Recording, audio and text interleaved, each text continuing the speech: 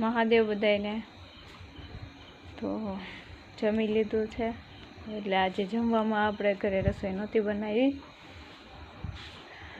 પાવભાજી લાવ્યા હતા અને વડાપાવ મારી માટે, પાવભાજીની માટે તો એ પડી છે હજી. તો જમીન બહાર આવ્યા છે. ઘરમાં બધું કામ હજી બાકી છે. અને રુદ્રને ખોઈમાં હિંચકાવું છું. ખોડિયામાં નથી શકતો, હવે ખોઈમાં મજા આવે. અને હવે રુદ્રના પપ્પા ગાયો ફેરવાની તૈયારી કરે છે, કેમ કે અહીંયા આપણે હાવા છે, દીપડાની બીક છે, એટલા માટે બહાર ગાયોને બાંધવી ખોટું એમ.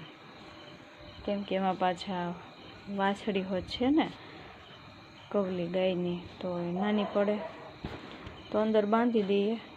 અને આપણે જાળી નાખવાના છે ત્યારે બહાર રહે ગાયો.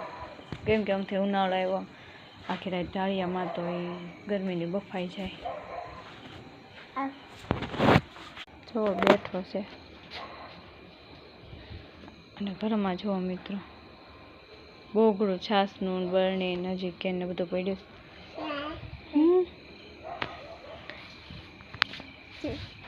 જાગે છે રુદ્ર? નીની ન થાતી બટા?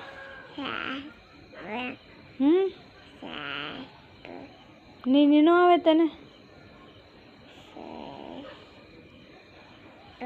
હજી મિત્રો એક પણ ગાય નથી ફરી. જોવો અંદર બધી બહાર છે.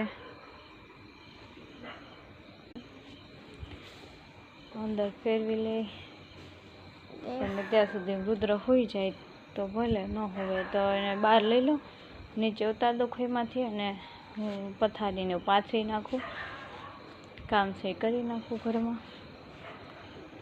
એવું બધું છે મિત્રો. પાવભાજીનો શોર્ટ વિડીયો શૂટ કરવો હતો આપણે, મિની બ્લોગ, પણ રુદ્રને પાવ મુકાવીએ ત્યાં ડુંગળી પકડે, ડુંગળી મુકાવીએ ત્યાં છાસનું બોગડું લે, એ મુકાવે ત્યાં ભાજી લે. હવે એમાં તો મરચું હોય, તીખી હોય, કંઈક મોઢે અડી ગયો હોય તો ખોટા હેરાન થાય. એટલે પછી મિની બ્લોગ શૂટ ન થયો.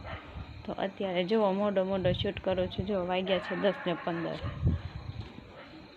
આ વિડીયો અપલોડ થાય ત્યાં સુધીમાં 10:20 અને 10:25 મિનિટ થઈ જાય.